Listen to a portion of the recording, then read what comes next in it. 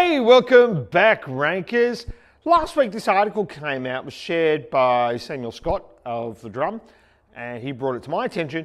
And it's about Gary Vee. Now, I don't know much about Gary Vee. I've been on a speaking panel with him in Sydney years and years and years ago, but I don't read his stuff. And that's no offense, I don't know his stuff, really. That's why I don't read it.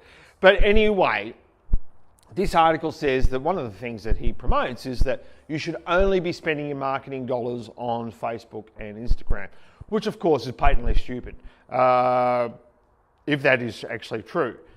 So, case in point, client, we're looking at Google search ads, right? So there's lots of other platforms, of course, to advertise on.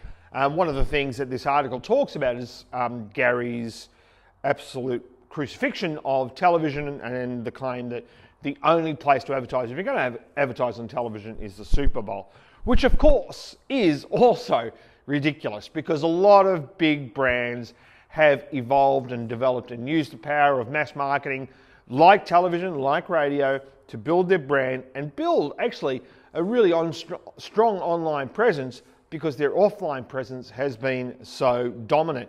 Here's a case in point. So I've got Bunnings. So Bunnings is probably the monopoly.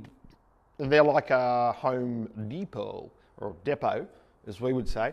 And they basically do print, television, radio.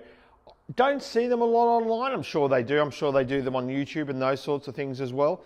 But really, we talk about digital marketing, content marketing, all of these things. It's marketing, right?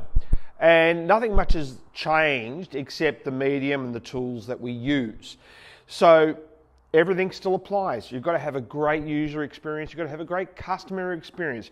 If a customer comes into your shop, you're not going to leave them standing around waiting. Well, essentially, when you have a website that takes 12 seconds to get your first byte of information, and this is the Bunnings Warehouse one, 12 seconds, you're not going to hang around. That's not training your customer properly. That's the equivalent of having a queue around the block just to get to the product that you want, not even the checkout, right? Because that's what we're talking about here. So that's bad customer experience. But this brand, probably not a big deal. Not a big deal at all for them. Yeah, are they going to be losing money? Bucket loads on that. But to you and I, it might be a lot of money.